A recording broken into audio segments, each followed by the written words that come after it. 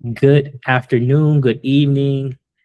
This is Dr. Lett here. I am so excited. This is a full circle interview with someone that has very quickly turned into an amazing mentor for me. And so I love to have this opportunity to really introduce him to my audience, the world, and all the amazing things that he's doing. We are going to jump right into this. Without further ado, Wilmer, please introduce yourself. Hi, my name is Wilmer Soto. I'm from Puerto Rico. And for the last few years, because I don't want to say how much year I'm doing that, I am working for a basic for people have drug problem. That is my major goal. I love helping people have substance abuse issues, but I am working in all kind of counseling, especially. But my preferred target is people have use drug. Yes, thank you so much, Wilmer. And this interview is going to be incredible for many, many reasons. The diversity, the education. This interview very well will save someone's life. Now, Wilmer, with decades of experience in behavioral health, addiction recovery, and psychoeducational services, how has your clinical approach evolved from the beginning of your career to now? That is very interesting because in the beginning of my career, basically I use basically the same step that people follow up. For that reason, one of my big issues is why this person not change? Why I doing my best and this person not change? I am continue thinking and thinking and thinking, and one moment happens something. I working in juvenile jail in Puerto Rico from 14 to 17 year old, and one of the person of my clients say, I only had to waiting 20 years for complete that. And for me, I am jumpy because this person have 16 years and 20 is for me is a lot of time. But he say, I see the person very happy, very happy. He say, oh, wow.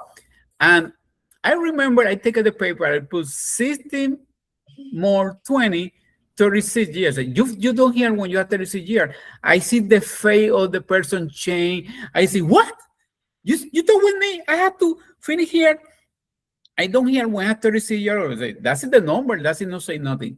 That was my first step for I am able to talk in the same language of the client. For first time, the client know what is the consequence of the action. Before, he's in denial. Is I'm happy, I am here, nothing happened with me. I am scared, I am feeling him super happy. And after that, I going to go to my finish my BA in other college in Puerto Rico, and I start to take a class for this person. The name is Norman Matlin.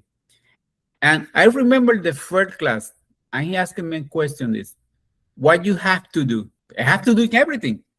I have to cook, I have to clean, I have to pay, I have to eat, I have to do something." And say, "No, you don't have to do nothing." And that is something put me thinking.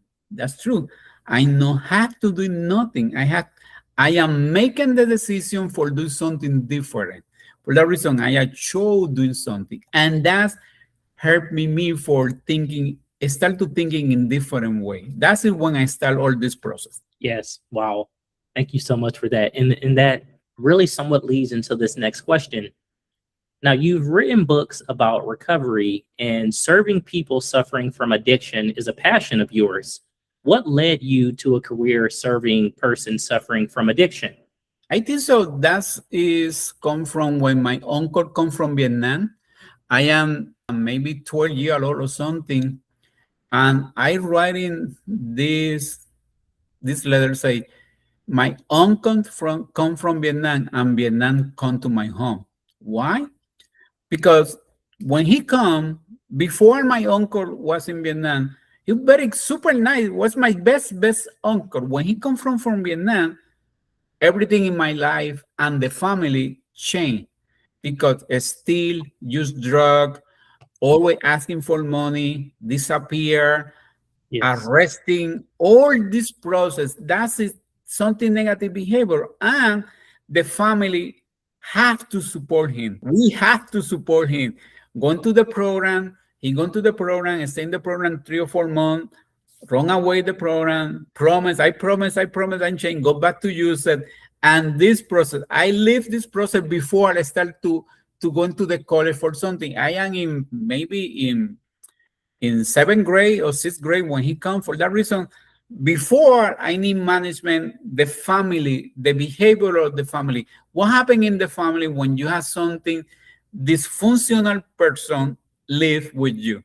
Wow, that's just incredible to think about how just that family connection is really carried you throughout your career, and now you're doing so many amazing things. I'm so excited. Wilmer and I talked offline, and we've talked extensively previously, and I get excited thinking about all the great things that he's doing, he's done, how many lives that he's touched.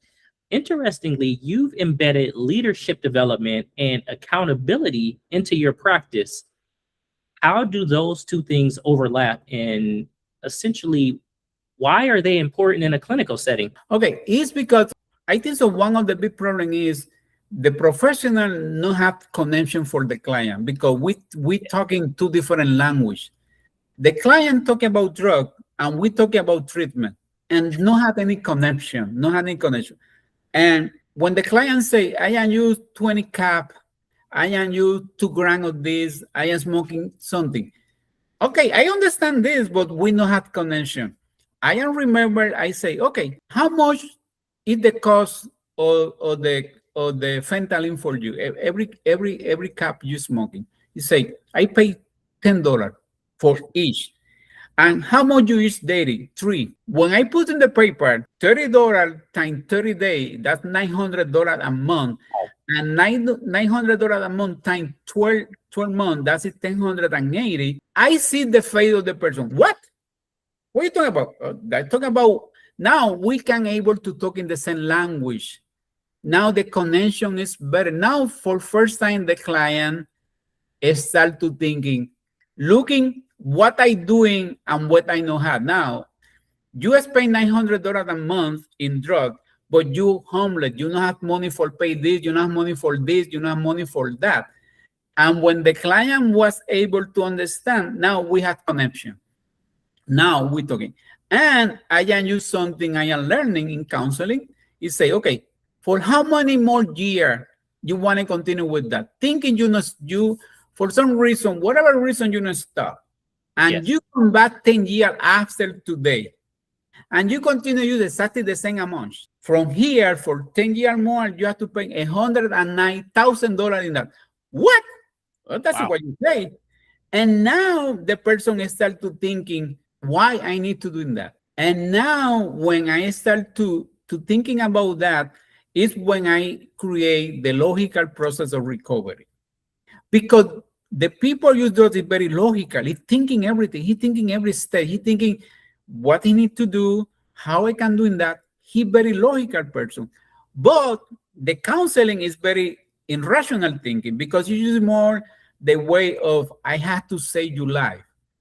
I am switch D for you need doing something for recovering your life back. That's in my slogan. Recovering your life back is not about a stop use drug. Recovering your life back is recovering your life back. Because something person thinking, I stop your drug, but I recover my life back. No, you don't recover your life back. You stop use drug. When I am working in this way, the person for first time thinking that is something I need to do. I need recovering my life back. It's not about somebody else. It's about you. Wow. That was a great way to end that response, by the way. And now switching gears a bit, Wilmer, with so many negative stories being shared in the media, and it can be so challenging throughout for all of us in our day to day. I'd like to ask you, what brings you happiness? What making me happiness is when I see client is recover your life back. One day for something situation, I am driving my car for making something extra money for driving people. Okay. And one day, and that's happened, I going to say maybe 7 months ago or something like that. I pick up this lady and she asked my name. You're Wilmer? Say, yes.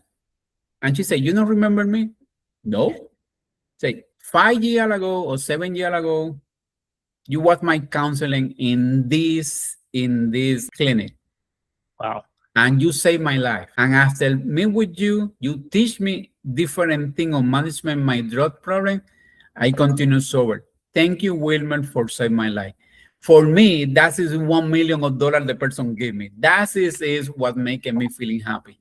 Wow. Now, Wilmer, I will say I've given you your flowers when you and I have met, but I'm going to do it publicly. You are going to save someone's life from this interview. I know that. Now, you recently stated not everyone can address personal challenges openly. Talk to us about that and how can those people address their problems? Okay, the first is need understand the recovery process. First, when you try to stop your drug, the first we need understand is what the reason that people use drug. First, I can use it for socialization. I can use it for stay happy. I can use it for management pain or whatever. But when you start using and you have dependency of the drug, now you have a high tolerance for the drug.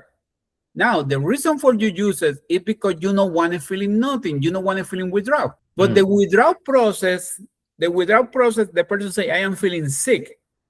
I am switch that for saying, no, you're not feeling sick. You are in the process of recovery. That's your medication. Feeling sick, feeling in this way is your medication you need for your body recovery. But you call this name, you call this, I am feeling sick. And when you're feeling sick, you need medication. What your medication? Drug. And you stop the process of your body natural withdrawal process. For that reason, every 3 hours, your body starts to clean. But because you don't want to feel nothing, you go back to use it. You stop the process. Now, when I switch that, say, now you are clean, you are the process of the clean, and you get the opportunity for your body complete the process, now you start to feeling better. That's the first part. The second part is when you start the process of recovery, you focus in recovering your family first. That's the first mistake. Why? Because your family not trusting you. You have history. Your family not trusting you. Is scared of you. For that reason, this person has the truth about you. And the first mistake my client making is, I want a demonstration you, I am changed. The reason he want a demonstration for change the mind of somebody not believing in the person.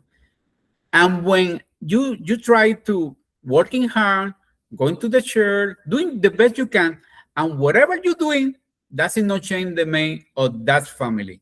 Now you're feeling frustration. You're feeling upset. And when you're feeling upset, you're feeling angry. And when you're feeling angry, you have to do something for making you calm down. That's you go back to use it. When the client is able to understand this, I can use the paper for making the picture for the process. Now the person say, I am relaxed for this 20 times in my life, and no one give me that explanation. You say, okay, for that reason, recovery is about you. It's not about what your family thinking about you. Maybe your family never going to believe in you and what you want to do. For that reason, that is the way I am making that explanation. Wow. And even for myself and really learning from Wilmer, I love that explanation. Now, Wilmer, are there any career or professional updates that you have that you would like to share with the viewers? I want to start soon something DUI classes for people who have problems, for teach the person different way for control the drinking problem plus control the use substance. I think so. The way I am management that is something I want to try. I think so. That is something I want to create something different way for management the drug problem very successful. Yes. That's what I want. Okay. Now, Wilmer, for anyone inspired by this interview, how can they connect with you? Okay, he can connect with me for WhatsApp or my email and send me something information, request something information, I am able to answer. And also, I writing something book is in Amazon, writing for my name, put my name Wilmer Soto Galindez, and you can find in a lot of books. I am writing in Spanish and English too. For that reason, if you have something, I think so, is something Hispanic population not have a very good notebook or something for helping. I have this in Spanish and in English too. Yes, and now for the contact information Wilmer would like to share with any viewer, I will put that in the description. And before we wrap up, Wilmer, what takeaways from this interview should viewers leave with? Can you, sorry, what you say? What takeaways from this interview should viewers leave with? I think so. Continue helping people, for the people making positive change, and doing my best every single day for try to the person use substance and the family understand in the easy way what he can do for recovery your life back. And my slogan, frustration is part of the life, welcome to my planet Earth. Because if you're not able to manage your frustration, and every day we have frustration, all people have frustration every single day. If you're not able to accept the frustration, you're not able to feeling happy. Thank you so much. Now, for any viewer watching this, you're inspired or you would like to start your recovery journey, I will put Wilmer's contact information. Please reach out. Don't feel as though you have to go through this alone. Or if you just have questions, right, reach out. The help, the assistance is there. And Wilmer is this awesome and amazing offline as he is online. Trust me. With that, Wilmer, it has been incredible, insightful. Wow. Just thank you so much. No, thank you for the opportunity. And every time you need me, you know I am here for you and the community. Yes. So thank you, everyone. Dr. Lett is out. Okay.